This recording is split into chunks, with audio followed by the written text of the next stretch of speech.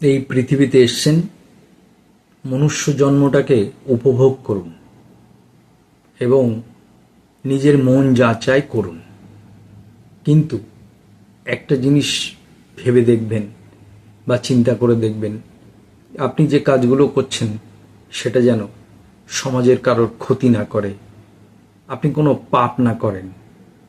তা না করে আপনি আপনার জীবনে আনন্দ উল্লাস সব কিছু করুন এবং মানুষকে পারলে সাহায্য করুন।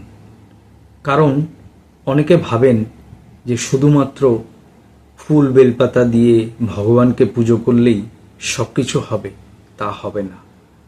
আপনি মনুষ্য জন্ম নিয়েছেন, আপনাকে মনুষ্য জন্মের কি উদ্দেশ্য সেটাও যেমন বুঝতে হবে, সমাজের মানুষের জন্য আপনাকে করতে হবে। সেটা মানুষ হোক, জীবজন্তু হোক, পশু পাখি হোক, সবার জন্য যতটা পারবেন ততটাই করবেন। আর সমাজের মানুষ আপনাকে বিভিন্নভাবে বিভ্রান্ত করবে, আপনাকে নিয়ে হাসি ঠাট্টা করবে, কিন্তু সবার কথায় কান দেবেন না।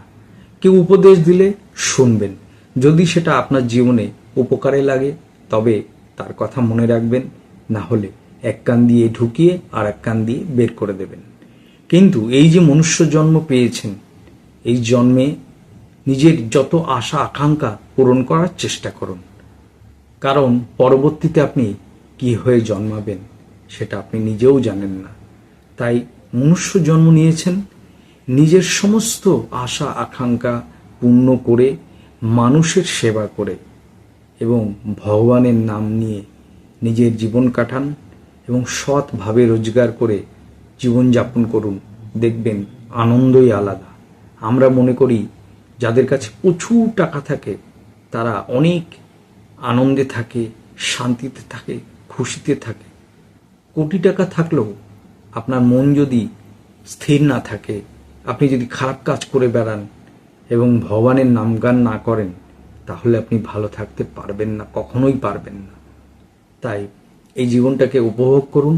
কে কি বলছে অত কান দেওয়ার দরকার নেই এবং নিজে সবসময় সৎ ভাবনা নিয়ে নিজের জীবন যাপন করুন। পারলে মানুষকে সহযোগিতা করুন, সাহায্য করুন এবং ঈশ্বরের নাম নিন। দেখবেন আপনার জীবনটা কতটা আনন্দময় এবং সুখের হয়।